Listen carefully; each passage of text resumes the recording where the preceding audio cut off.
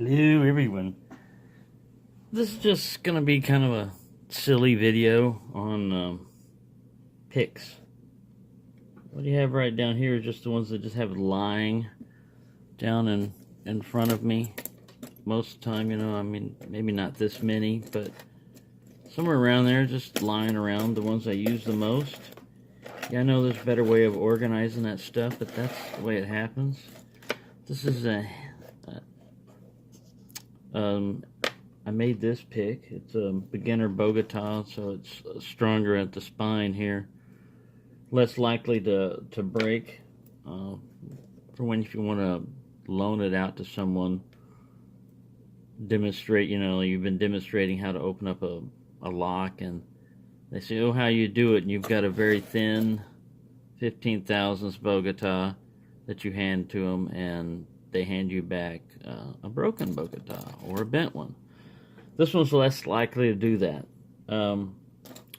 This is that little do-it-yourself pick set with all the picks on it. I just want to give you an idea of how many picks you can start acquiring after a while, and the reason is that they bend if you use them enough. And sometimes you need a specific profile to get into a lock, especially if you start getting into higher end challenge locks type things, or higher security type of locks, or Euros, a lot of Euro cylinders. They do a pretty good job with their bitting, and they have tight warding, so you can't use the picks that you normally have. We're not finished yet. Tension wrenches, more tension wrenches.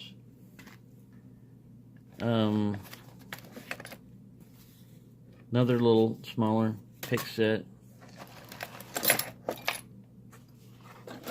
The competition set sits back there.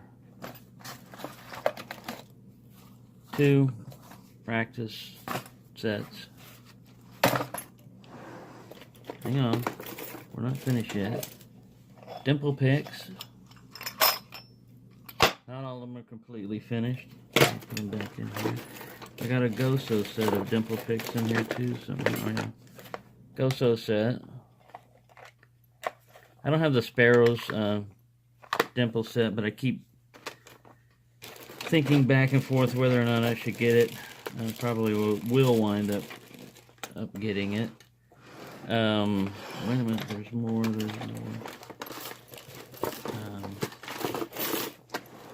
Pick roll.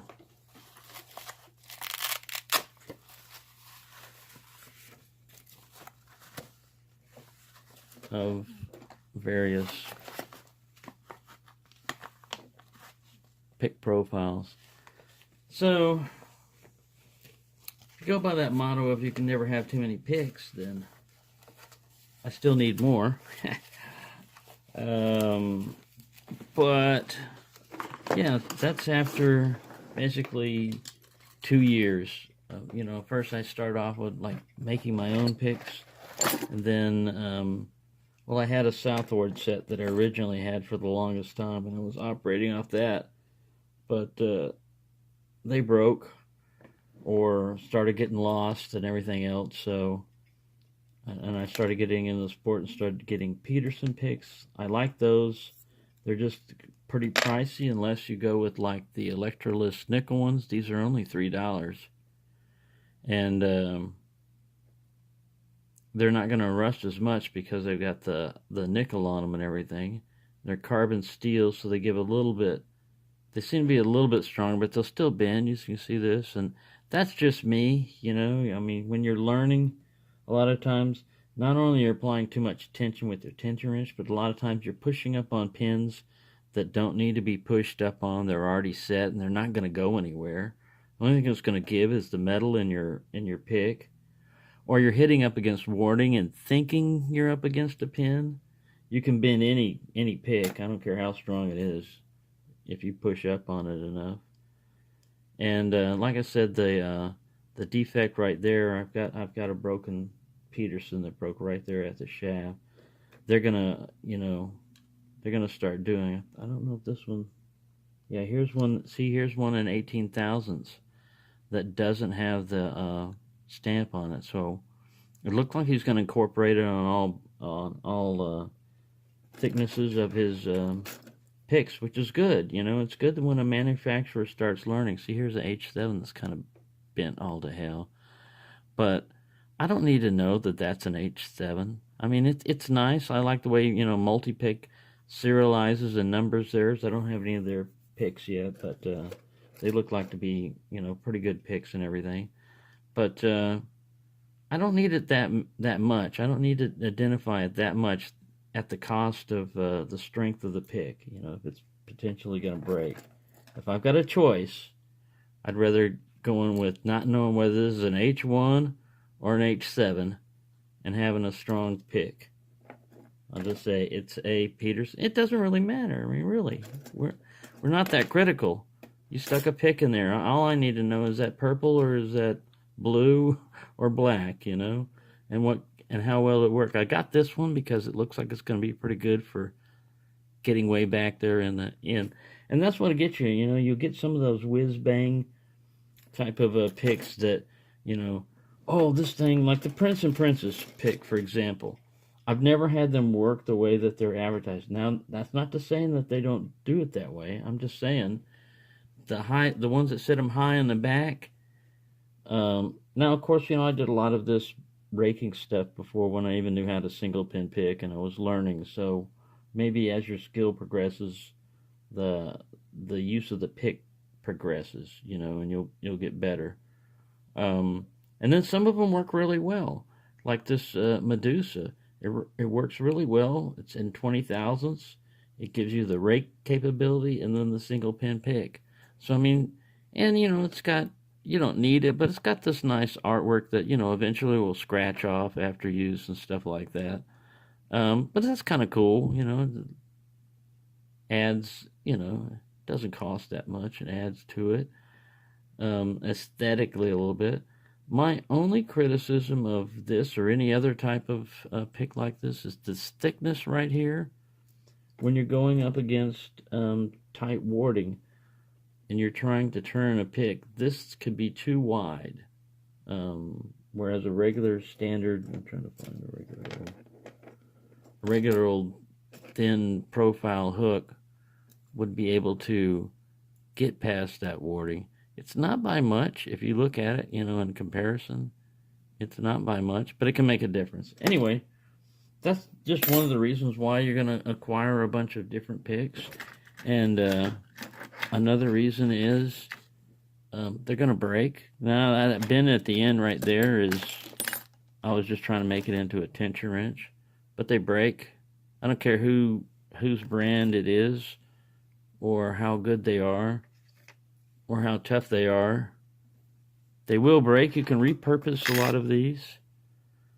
See, I'm trying to make a knife tool. I've got one in another kit, but that's just the ones that I've got that are, that's not in 2 years or more have been broken in that, but I've got like 3 or 4 or 5 scattered around around the apartment that have already been broken. But, you know, yeah, they're kind of an expendable. They don't go quite as fast as shims.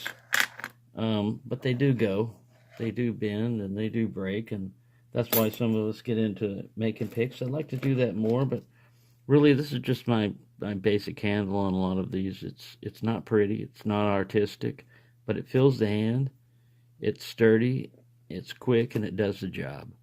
And a lot of times that's what I'm going for.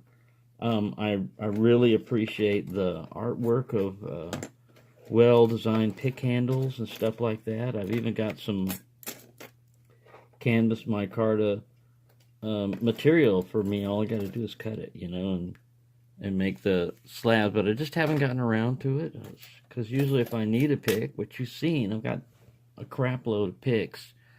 So the possibility of me not being able to find a ready-made pick and having to make one for a specific lock is pretty rare, pretty remote.